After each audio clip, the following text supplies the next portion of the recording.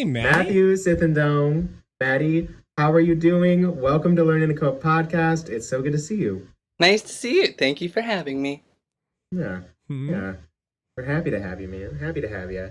I like Yes. that green screen you got back there too. You got Thank do you you. got different colors back there, or just the Uh, green? just the green. This is from a previous job that I had, and they Mm. didn't make me pay for it, so I just kept it. It's come in handy. I bet it has. You That's the just like best. create any background in the world. You could just place yourself really anywhere. Yes, yes, I can, and it is very helpful. Fantastic. Yeah. So tell us, Maddie, like what's going on with you, man? I mean, it's been a long time since we've talked. It's been like years. What's been going on in your journey? My journey. I did some work with kids recently. Okay. A lot of Yeah. my professional experience post college has been with daycare facilities or the youth theater programs, and throughout most of the pandemic, 11 months of it, I was working with a puzzle company doing online escape rooms. So that was like how I kept my days flowing during the pandemic. Now I am unemployed due to a broken foot, but we're here, we're thriving. In college, they taught us to breathe and just like be like recognize like what you do have and like be thankful for those things, and like the positive energy like helps you kind of just work through things. Mm. So I'm trying to just Yeah. practice those mindful techniques that we all in this call learned in our time. And Yeah. yeah, I'm going to start a tour pretty soon. That's pretty exciting. I've never been on a tour before. It's my Fantastic. That's longest wonderful. contract. It's with Taproot Theater Company. It's Okay. two plays that promote bullying prevention. They're going to be touring to high schools and elementary schools. Mm. Personally, I am a little nervous about it, just given the world and like where we are with everything and the audience that we have, but Yeah. I have studied up on this company and I trust that they will keep their actors safe. Yeah. uh, No, it's I just, I love Taproot. They got some good people over there. And is Karen Lund still the mhm, artistic director over there? Oh, mhm. fantastic. Yeah, she's amazing. So no, that sounds like a awesome project to be doing that. So when are you starting that then? The 23rd, like What? Nice. 8 days from now, that'll be my So job. wait, you're gonna be so how long are you supposed to have to heal in your foot then? What's going on with that? Like we record some of the plays the second week of September, and I'm gonna have a cast then. I might have a cast off, but I still will have to have crutches because you have to have like that transitional like no weight to like full bearing weight on your feet. Right. And I'm projecting like mid October, because that would be like I broke it in July. July to October would be the full like healing process, I guess. Right. Um, so that's what I'm hoping for. I'm being Right. really good resting and elevating and icing when I can. There you go. So Yeah. your character must be like a Dear Evan Hansen kind of thing, huh? Yeah, totally. I definitely think that might be something we have to work into the story. I don't know. Exactly. Right. Yeah. Yeah, but it's just a yes and, right? We have this circumstance and we just roll with it. No. What can you So, describe? Oh yeah, no, you go, Nick. no, no, no. Well, yeah. So, what show were you doing with Taproot? So they're from what like social media, internet scavenging I've managed to do. They are two plays that are written by local writers. I've not met any of them. I've not really heard of their names, but I've done some Yeah. Facebook stalking, and they have a long history with Taproot. So I assume that's why they like were commissioned to do this. The first play is called Allies from Outer Space.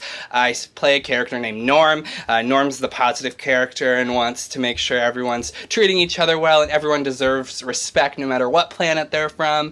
Right. And in a other play that we're touring, I am or It's called The Social Net Worth. That's what it's called. It is a high school geared play. I play a character named Cody, and he's the kind of bully and makes fun of people for their size and appearance. Personally, every time I read that script, I'm like, cool. If anyone's ever met me, that's a challenge. Because I'm a really nice person, but they hired me for a reason, because I went to school to learn how to act, so we're gonna just do it. But some of the things that this character says, I'm like, wow, that's just barf material. Like, I just can't. But yeah, I'm really excited to play with the both sides of the steak, you know? And I've had practice in the past before doing said thing. So that's pretty awesome to keep doing it. Absolutely, 100%. You know, I don't know about you, but I always find like when you have those characters that are just like so not who you are and like not your personality typically, or not wanting to say things that you would typically say, or they would say things that you wouldn't want to typically say. I don't know. Like, do you ever find like that it's a nice release at all to do those kind of characters? Ooh, that's a juicy one. Yes. I as I'm slowly trying, I'm at the point where I'm memorizing my lines, and I'm trying to get into the idea of how does this character like sound, like what are the vocal differences, and how are those differences from my own speech like used to hurt other people, because I try not to use my speech to hurt or harm other people as much as I can. So that's a cool process. So yeah, I'm kind of like I'm slowly trying to make that world, and it's interesting to live in something that's not my own. Well, normally, like, you know, when you get those characters too, one thing I found to be useful is like, you know, usually they're not the first ones to have said those things in their life. Right? Like, they were probably told those things growing up, or maybe they got bullied at the last school they were at, and they came, you know, so it's like finding that trigger in them, that historical event, or many events, or historical person. Maybe their dad was a bully to them, maybe it was their mom, you know, whatever it was. And then, you know, you're taking that out, your own history out on the other people around you, you know. That's so real. I actually thought of a circumstance similar to what you were saying this morning, actually, and it's interesting that you brought that up. Yeah. Like minds think the same. I love it. Oh, yeah. That's exactly it. Yeah. No, I love that. It's like, and also like being able to play like multiple characters on one tour is always such like it's a mind fuck sometimes, but it's also very refreshing. Because it's just like everything is going to be interesting still. You know what I mean? Yeah. It's like, okay, I'm going to wake up, I'm going to go do this one day, and then like, oh, next day I'm going to be doing this. Or you're probably going to be in those situations where you're going to wake up in the morning and do one show, and then in the afternoon do the other show or something like that, I'm sure. And when I had an experience like that, it was pretty cool, because just like flipping back and forth to how many different kinds of people that you can do, and like that transitional mindset and transformation, right? So I'm excited for you, man. All right, and so you were saying that you were recording it too? Yeah, with the pandemic last year, the company decided to do virtual assemblies as well for those that didn't feel comfortable booking in person, because that can require, I mean, getting a lot of people in one gym, and people's gyms might be different sizes. We never know. So we are spending like the second weekend in September recording them in the theater space and doing it without an audience, and then we'll have them available for purchase virtually. Sweet. Oh, okay, yeah, that's really smart. I thought it was a So really it's like, cool thing. So just in case like someone doesn't want to host you in the theater for the Delta or whatever's going on, they'll still have the event, but people just purchase it and watch it or whatever. Yeah, and they can purposely buy a virtual, or like that might be used as a backup, whatever. There's a COVID case in their company or their school. We want to make sure people are safe, and that's real important. Yeah. And smart. I mean, to have that kind of backup thing going on. So yeah. Yeah, speaking of the COVID, That COVID. you talked about like doing like Zoom theater for like Yeah. puzzle stuff. Unpack that. What was one of those shows like, and what was it like to prepare for that? And Totally. Through the pandemic, I started working virtually with a. Let me rewind. Sorry. Through the pandemic, I was working with a company called Dandelion Drama. This is a company that started my teaching artist career. They gave me a chance. They taught me how to do it, and they built me up to be like a lead teacher. Now I had a whole summer course that I got to like manipulate and work with other teachers to kind of bring to life for a group of differently abled students. It's like age range like 15 to I want to say like 26 or 7. It's a really wide age range, but we've got to develop a community for them, and they've got to practice their creativity and like see each other. Some of these students like don't really have a lot of friends, and like these are their family, and like to provide that kind of service has been really awesome. And they've provided like without them even knowing it, like they've been a great point of stress relief for me.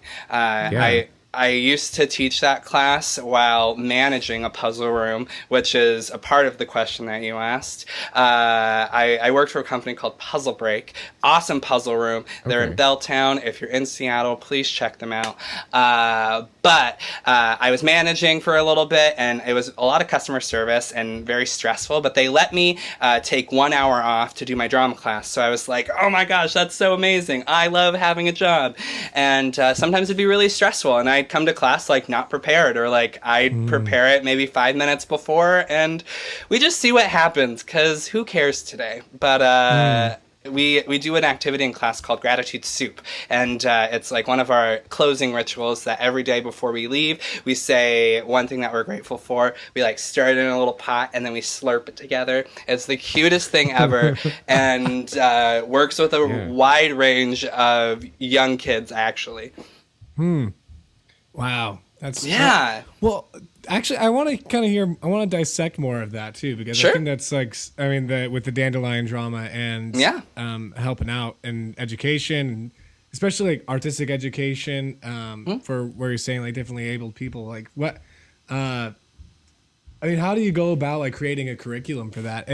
I'm writing for a woman right now that I'm not sure if this is the differently able that you're talking to, but she's like a influencer for people with like ASD, so the autism spectrum, and we've gotten to deep talks about just like what all the different ranges that is, and like how to and the challenges that come up with that, things like that. So to create a space for creativity, for security, for safety, and all these things like that. I mean, that must come with its own set of challenges within there too. Like, but you also said it was pretty stress free too. So that interests me. What is?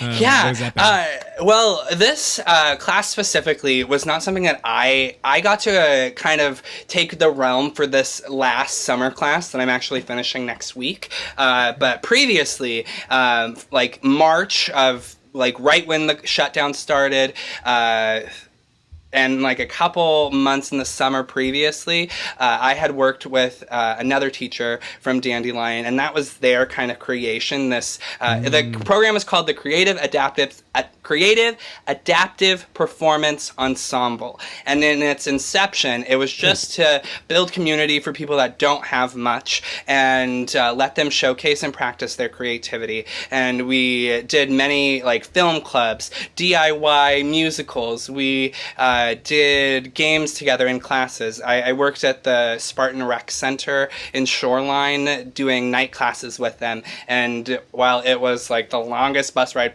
ever to get to Shoreline, it was really worth it to like work with these students and see growth in those like oh my gosh moments. But through the pandemic, I've been assistant teacher and choreographer for their musicals, and making the class work in an online sense. And the lead teacher that had made this whole program was going to finish a master's program and get married, so I kind of took it away for a little bit, and then I'm going to give it back. But I've been able to work with these students like in person, online, and develop a really close relationship with them, and I'm really grateful for that. Nice. Yeah. I would say like one thing I'm working on right now is I'm working on finding how to like transfer skills from arts into the professional world.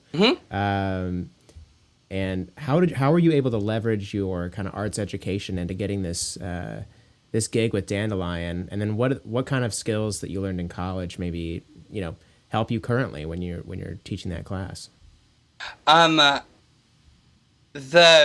A comment that I get from a lot of different companies that I work for, Dandelion's my main like source that I love and hold dear, but I do freelance occasionally with other companies.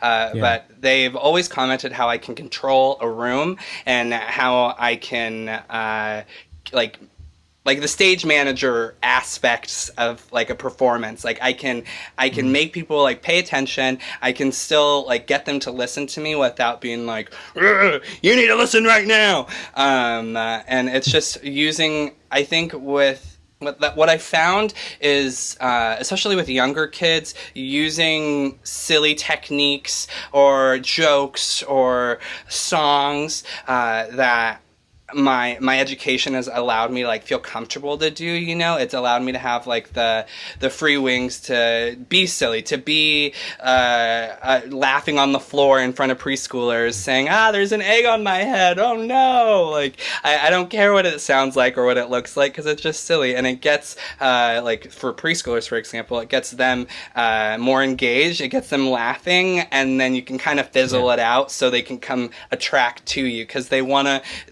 young kids usually gravitate towards like the thing that they shouldn't do, or that they maybe think is interesting or funny, you know. It's like, ooh, what's that? Shiny. Ooh. Right. Well, it's like, the things that they can get away with too. Like I've noticed that, like with kids all the time. It's like, what can they get away with? And and that's a game within itself too. Right? Like, I'm sneaking in a snack from the teacher. Oh, I got caught. Oh, that's part of the game itself. Like, there's such play is so much ingrained within kids so much. I mean, that's what we all try to achieve, right? When we're trying to achieve this artwork that we're trying to do. But yeah, a similar deal. When I was working with Mozart from Munchkins, I would it's like, when kids usually go to a concert, you know, they're supposed to like be quiet and like not talk and stuff.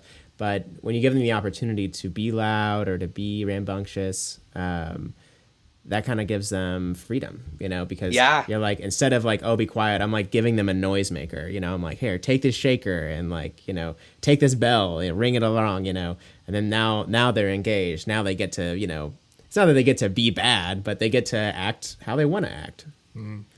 I worked with a company called Bright Horizons recently, and they really focus on social emotional learning, and like through music, through like physical play, through games, through that kind of thing. And it kind of made me think differently, because sometimes even in the heat of the moment, like you might use your stern voice even though like you're trying to be as nice as possible, but they're 5 years old, like they don't know, they still might think that's the scariest thing ever. So I always try to be social and like emotionally aware before I let myself speak. I do want to go back to the question that you asked, Nick. You talked about like what was your like education and like those skills of like how are they applicable in like your arts education, like your pardon me, like your teaching artist like trajectory. To be 100% honest, Cornish got me to be creative. Cornish got me to like feel free and like get the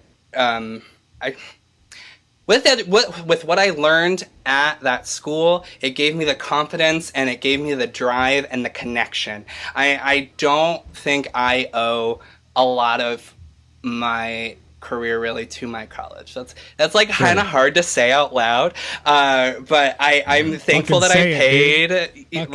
I paid for the community. I paid for like me, like people like you. Like they say, like be nice to your friends in college. Like you'll work together, you'll do fun projects. Like you'll keep in touch in some sort of way.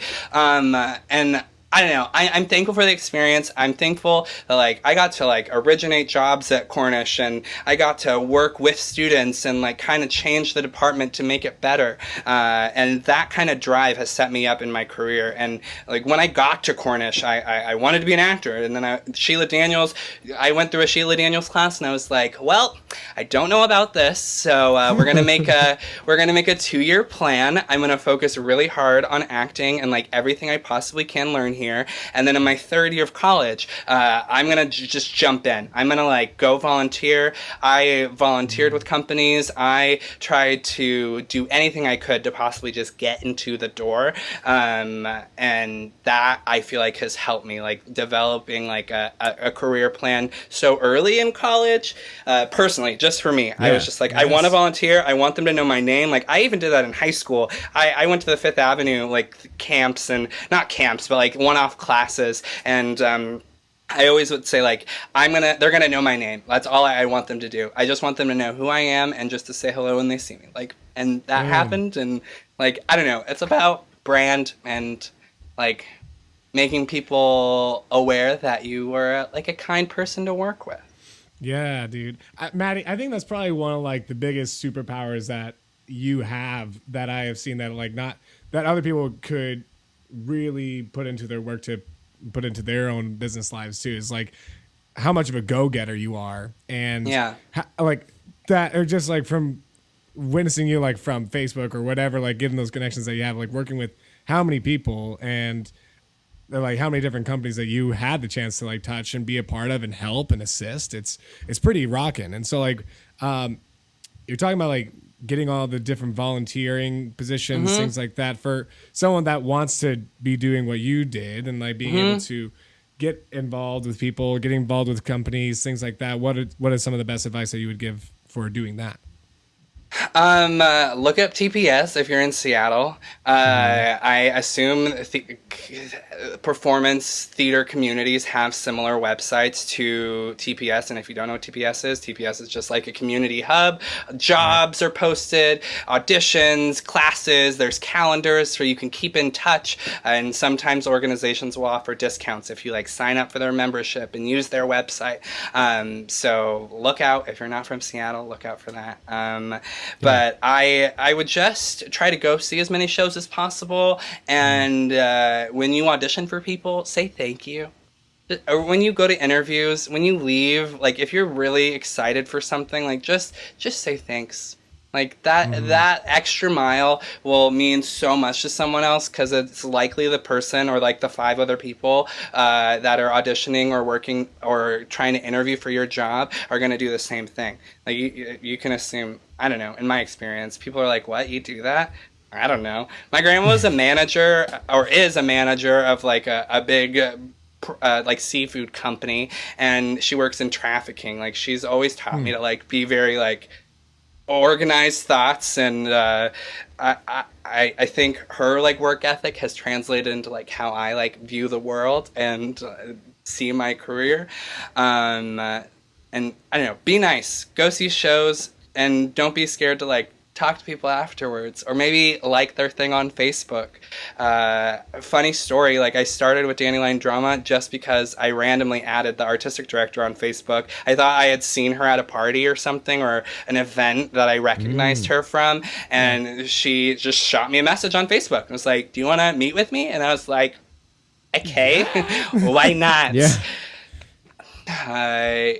So community is important, and that's another aspect that I'm thankful for Cornish, because Cornish gave me a really strong community. While there were really questionable things that might have happened in like my 4 years there, I personally, in my own track, in my own experience at that institution, I was around positive groups that helped me in my emotional like state and like finishing college, and I've worked with people that I graduated with like right after school. So yeah.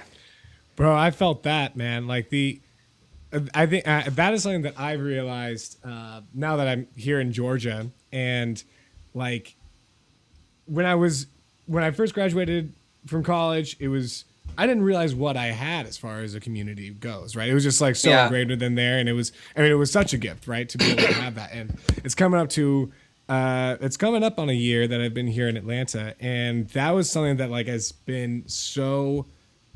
That was probably like my biggest lesson is like how important community is, and because like I moved over here and like didn't know anybody in the city, right? There are a couple of people who moved over here with me that I knew, and like slowly but surely now I'm in this position where it's like that community is slowly starting to build itself. In fact, 2 Cornish people are over here now too. And I think we're getting another Cornish person too. So, do you remember Riley Shanahan and Harriet Dunfelice? Do you remember them? No, I think they were before my time. Yeah, they were. I think they graduated when I was a sophomore. So, yeah, it was. So they're here now, and I think we're getting another Cornish person in a little bit. So, just having those connections are just so not even just for business, just for community in itself, just for the sake of. Neighborhood is just for the sake of having people to talk to, having friends and things like that. It really is especially for like extroverted people like myself, you know. Same. I was like, wow. It is such like a switch of the brain when it affects your mental health, and it's especially important now that we're, you know, like dealing with all this COVID work. We're, you know, managing distance, things like that. You know, it's really taught me a lesson of like how important it is to have the people around you, and they're good, right people around you too. Yeah, and then 100%. Speaking on like, you know, go see, like your advice is so good. Like go see a show, right? Like go to the show, talk to the people, like figure out what's going on, and then like start doing stuff. Like I think that's a huge testament to exactly how you should, you know, if you want to do theater, if you want to do music, if you want to, whatever you want to do, you just need to start doing it. And start doing it with, you know, do it by yourself, of course, like in practice, but do it with other people too. And even if that's just for practice, like practice with other people, right? Totally. And, you know, engage, create a community. Like, for example, my personal journey at the moment is one where like I was visiting Portland like a year or two ago, and I went and saw like a blues show in a park. And then, you know, I met up with the dudes who played the show afterwards and like exchanged information. And then one of them was like, we went because one of them is like my brother-in-law's cousin, you know. And so anyway, connected with him. And then he actually flew to New York at one point just to visit brother-in-law. And then hung out. He saw my guitars and we started talking about that. And then I moved to Portland, and it's like, oh, well, like, hey, why don't we like get together? Let's like have a jam, you know, whatever it is. Okay, I start jamming. Oh, like, and then he's like, hey, there's like a public blues jam we can go to. I was like, okay, great. Start doing that, meet a bunch of people at that show, meet like one of the guys that plays with us is a bassist. Now that bassist, me, and then and Ivan, we're all in a band.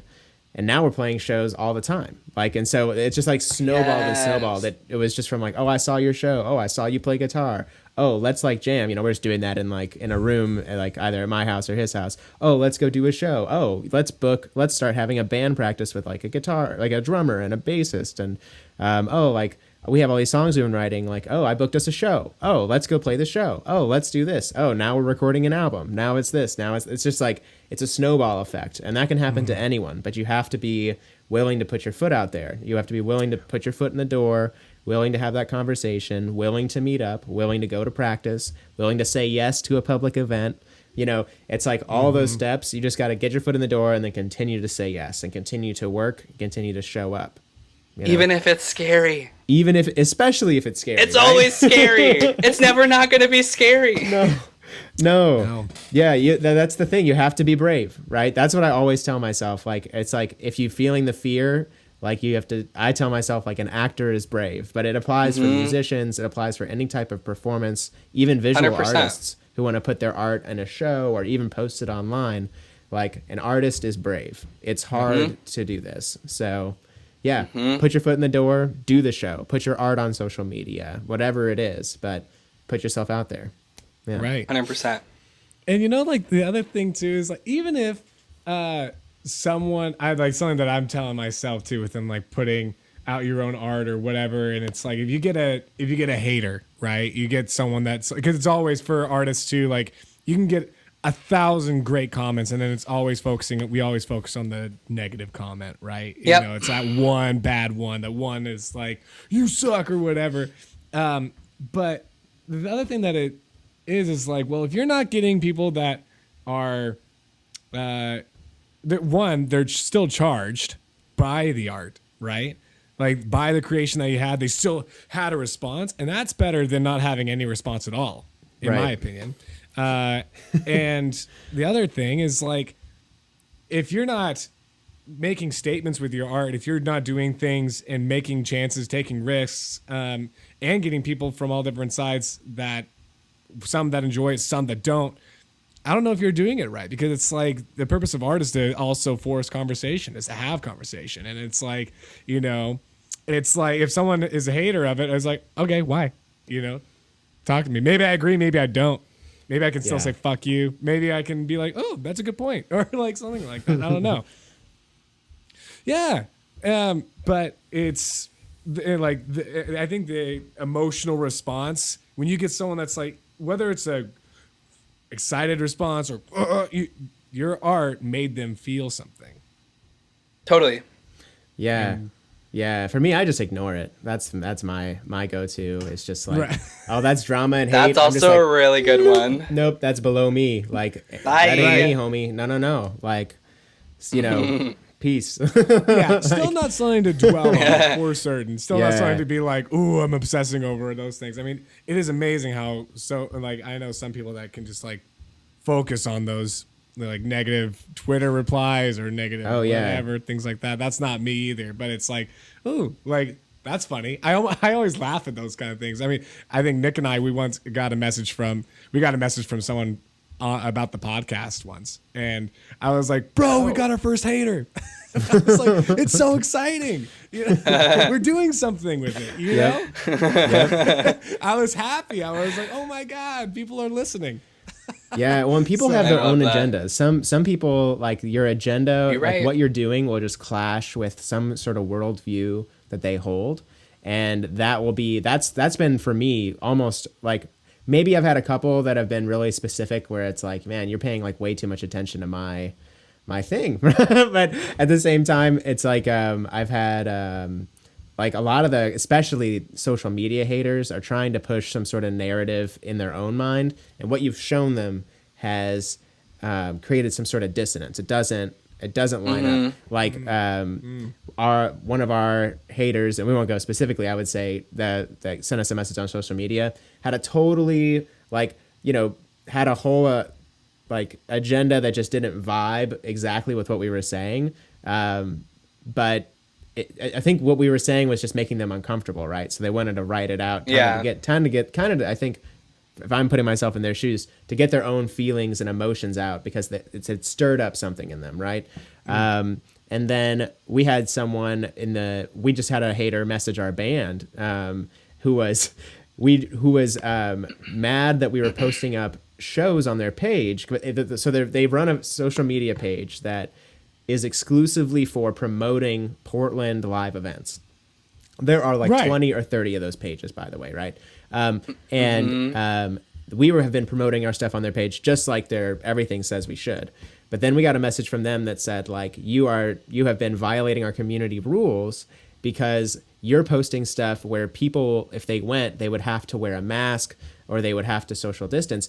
And for us, like, first of all, we are not a political band, right? We are not a thing. So we are just like, so I was just like, this is like, right? How does Portland live events and promoting that have anything to do with your like weird anti-vax, anti-mask vibe, right? But because some of the shows we were playing involved putting on a mask, they were like, you can't post on here anymore. And it was just like, okay, like, so we sent them a bit of a message about that, but honestly, like we aren't even we're a blues rock band. We don't sing about masks. We don't sing about like we're not singing about COVID or anything. Like we're literally talking about like, ooh, like, man, the look in your eye is so great tonight. You know, singing this song about the blues and falling in love, right? Like nothing to do with any of this. So our response, of course, is like, well, we're just trying to play live events like you seem to want to promote.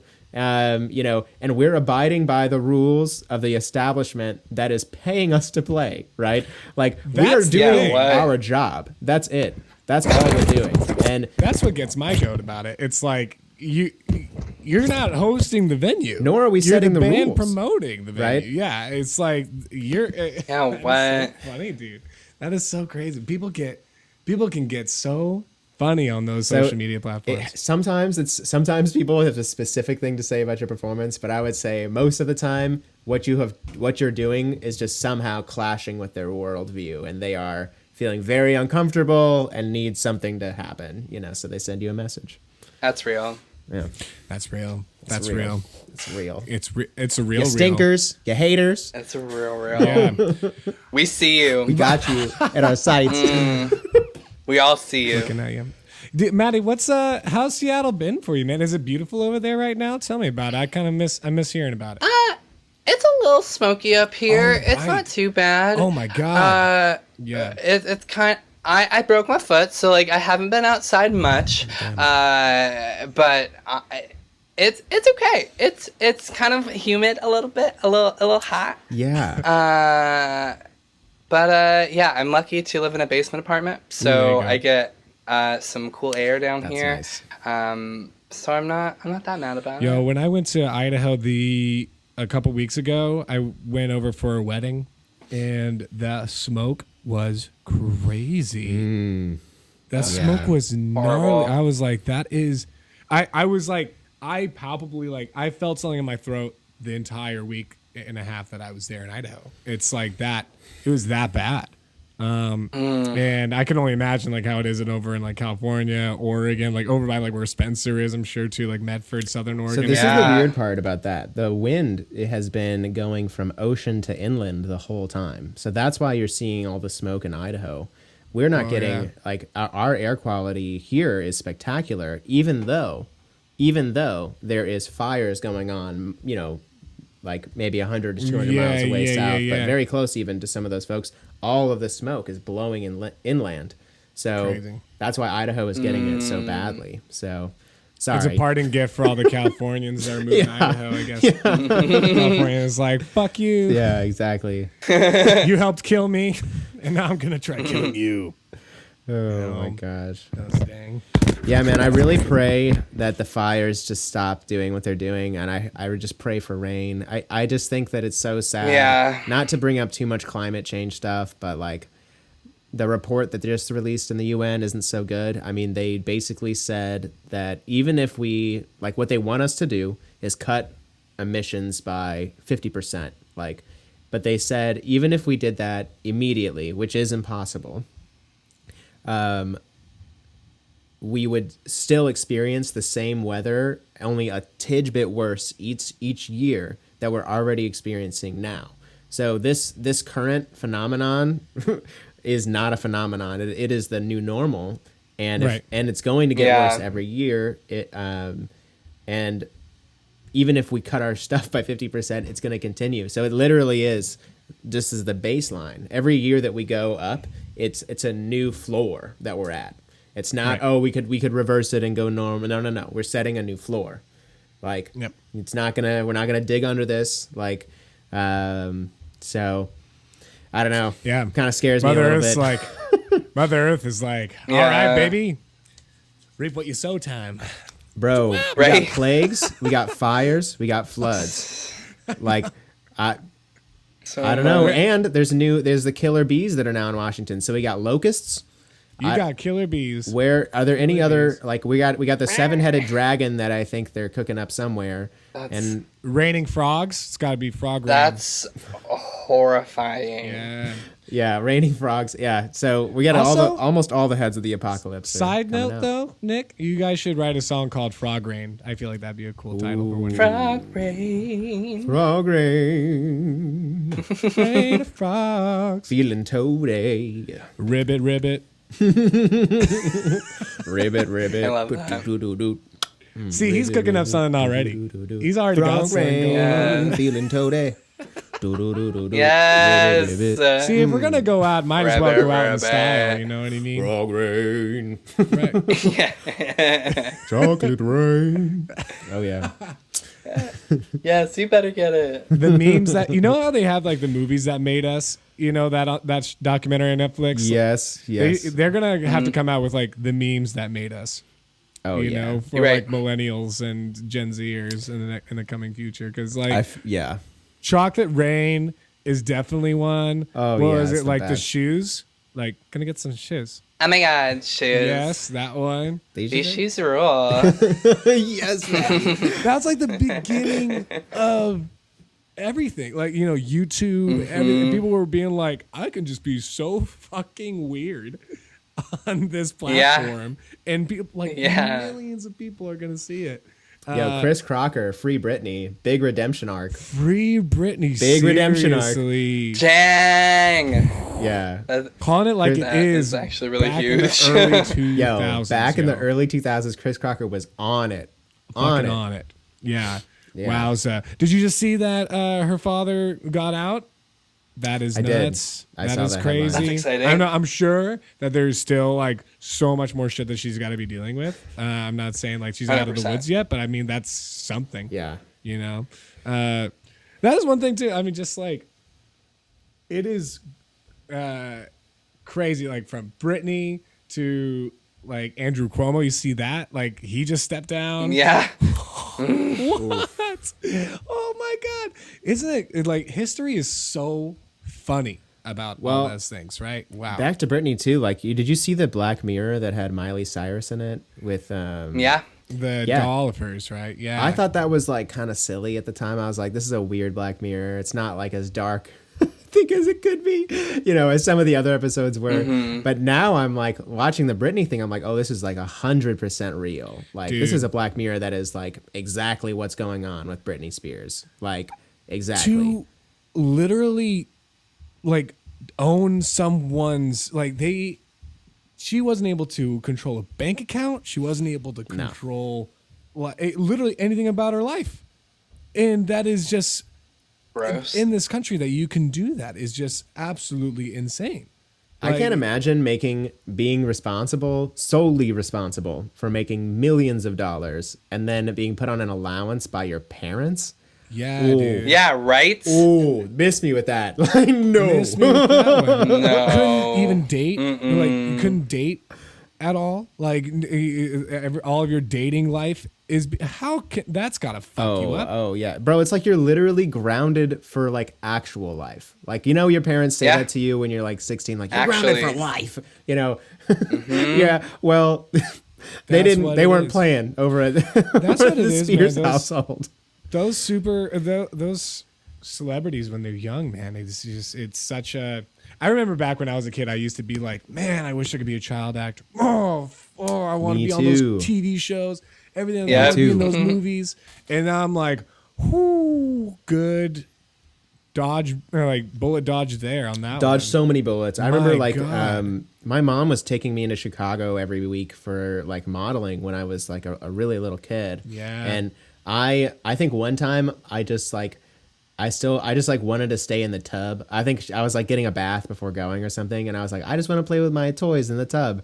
And so then we had to cancel the meeting for modeling, and we never went back. And you know what? Thank God. Good. There were so many times in my life, like especially when I was like going to, even just only recently have I changed my opinion on this, but because I used to be like, man, I could have like never gone to Cornish or never even gone to high school. I could have just been like out here making movies and doing stuff, because I was, I had the acting bug from when I was little. I was in shows since I was, third, fourth grade, and I was making my own shows when I was before kindergarten. Even I was like Right. recruiting people. Like I was recruiting the neighbors. I was like, "Come be in my play," and like you'll be the dinosaur, and I'll be the you can eat me, and then I'll come back to life. Like, just making crazy plots. There's a conversation. There's a whole conversation on the Jesus resurrection story. But me as this dinosaur. This is how we integrate the science and the religion. Yeah. Like You eat me, I Nick, come back to life. So much.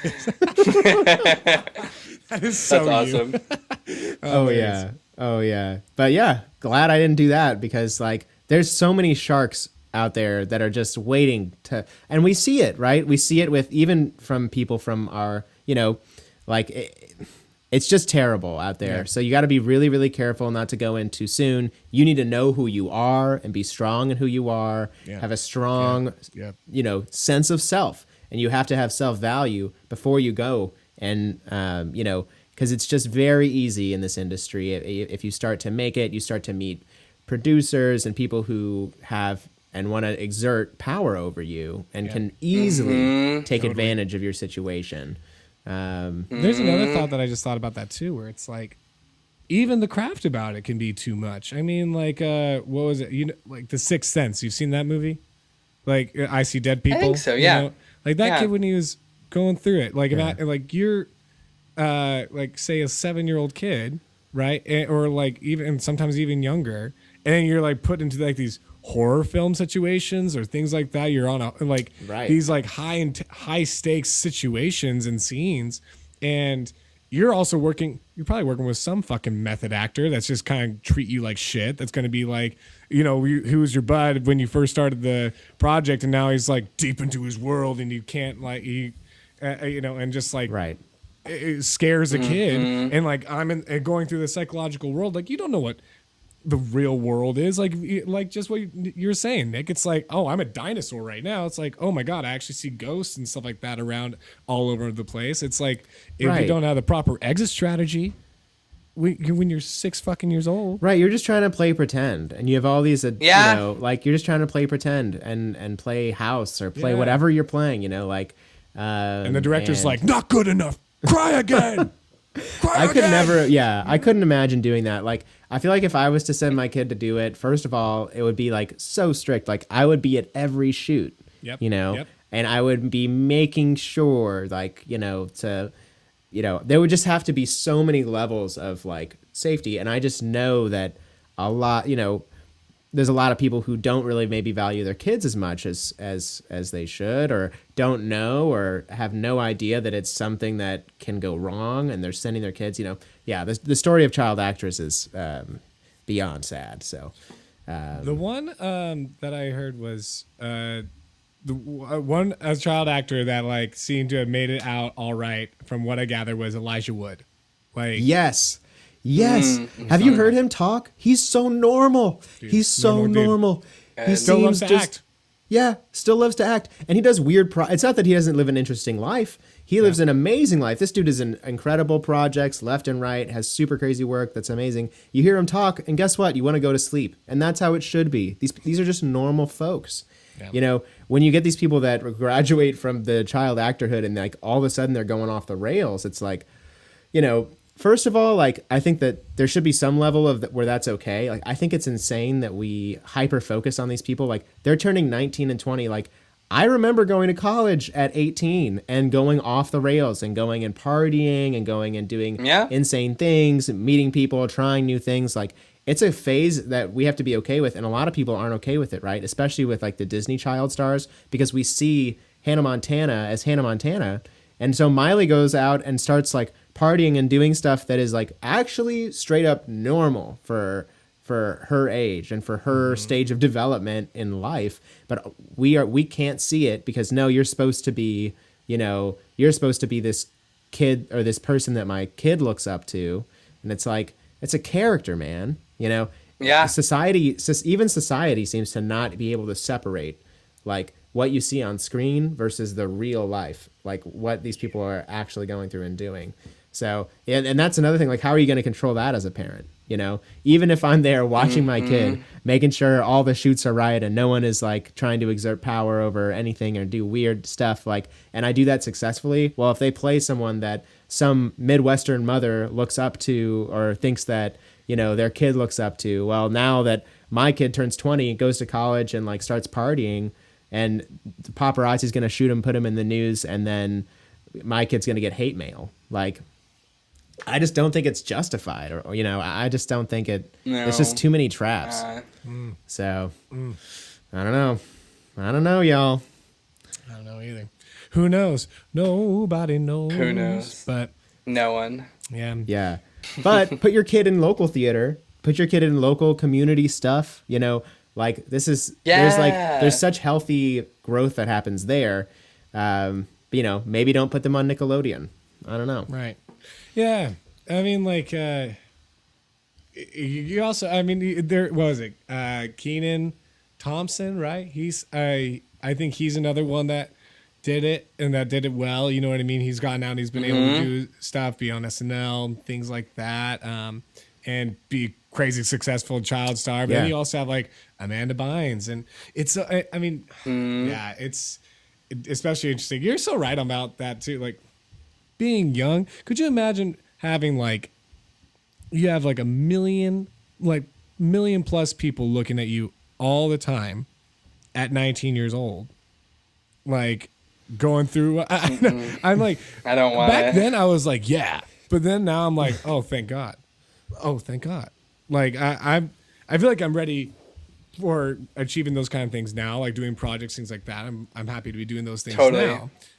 But it's like I know a lot of myself now. I feel like there's still more to figure out, but there's just like, oh, okay, at least now it's like I feel like I got my bearings a little bit more. I feel like I know a little bit more of who I am now that I've had the chance to freak out a little bit, for lack of a better word or phrase, you know?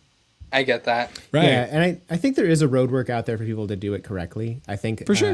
Obviously it's dangerous, but like, for example, like Billie Eilish got big when she was a teenager, and you know, that's true, and is continuing to live her life to the fullest and seemingly able to stay sane and stay cool, you know. And she's like recording in her own house with her brother, so it's just like you develop this healthy thing and create this healthy product that is Billie Eilish's own unique thing, right?